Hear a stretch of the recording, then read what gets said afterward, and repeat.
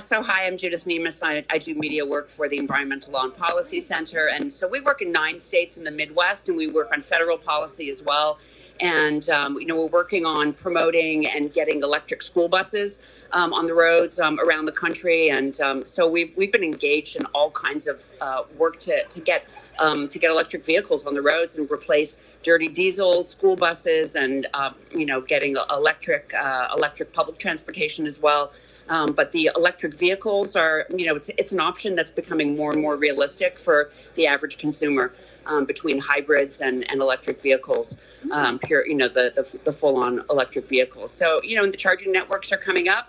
And that's, people have the range anxiety of like, where do I charge my car?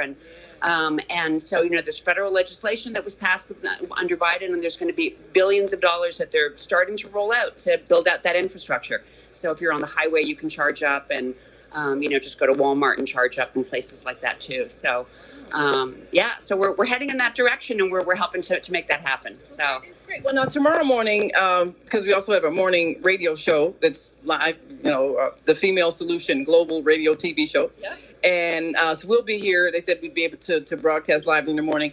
And our Friday show kind of really focuses on health and wellness and holistic, methods of keeping healthy. And so we wanted to really focus on how these electric cars are helping the environment and issues like with children with asthma. And then you get on these extremely pollution emitting school buses, because I see the black smoke. The school buses are the worst, and not only does the diesel actually pollute the neighborhoods, it's also, some of it is actually coming up into the school buses too. And so the kids these are, kids have, their lungs are still developing, they're at a greater risk. And so the more electric school buses we can get out there, the better. The EPA has a program now. This is under the Biden's, one of the federal legislations. $5 billion in the next 5 years is being doled out for electric school buses. Wow. So, and we're directly involved in helping make that happen across the Midwest.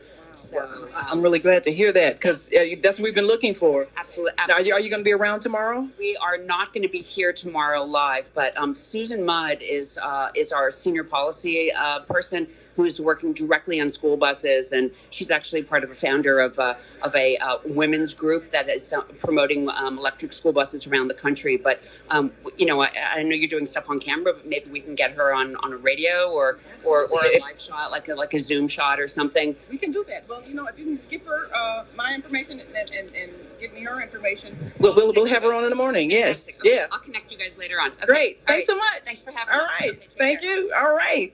Well, I'm Naimah Latif, and you have been watching the Media Connection on the On Air News Network, and we're going to be back in a while. Stay tuned.